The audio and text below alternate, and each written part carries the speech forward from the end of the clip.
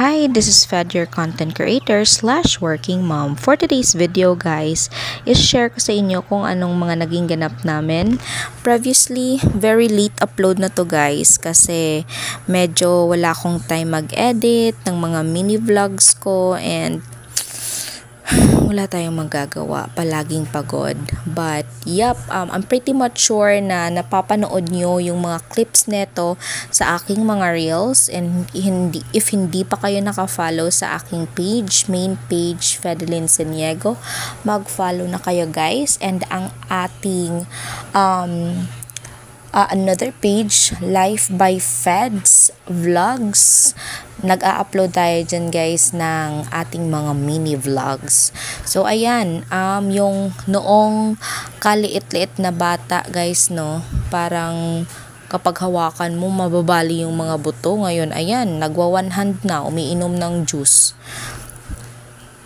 And yung heart ko parang malalaglag kasi takot ako baka mabitawan niya. Glass kasi yan guys. But it's totally fine. I do let him do it kasi with full supervision of course. Kasi help din yan guys to develop yung mga fine motor skills nila. No? Daming and ayan guys, lunch ni Arlo dito kay na lolo niya is egg. Only egg dito guys kasi kadaming manok ni na tatay and ang daming itlog. Sometimes nga dinadalhan niya kami dito sa bahay and we're very thankful kasi minsan tag 10, 15, diba? Bibilhin mo pa yan. Magkanong itlog ngayon? Isang itlog. And now, Arlo is helping Lola na magpainom ng mga goats and very enjoy talaga yung batang bail na ito guys. As much as possible, I want him to be engaged in these kinds of activities.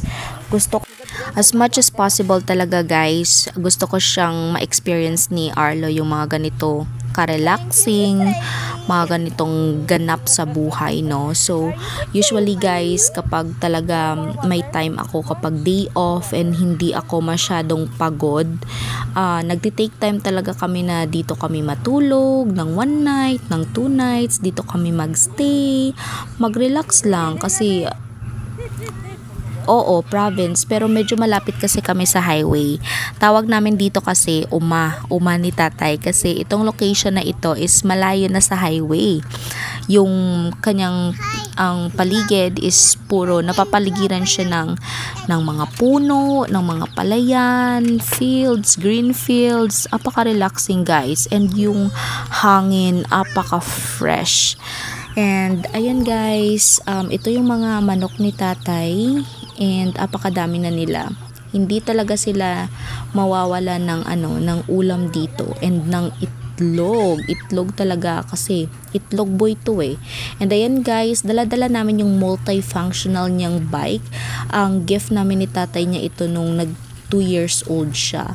And if you wanna check this multifunctional bike guys, para sa mga toddlers nyo, nasa comment section ang link.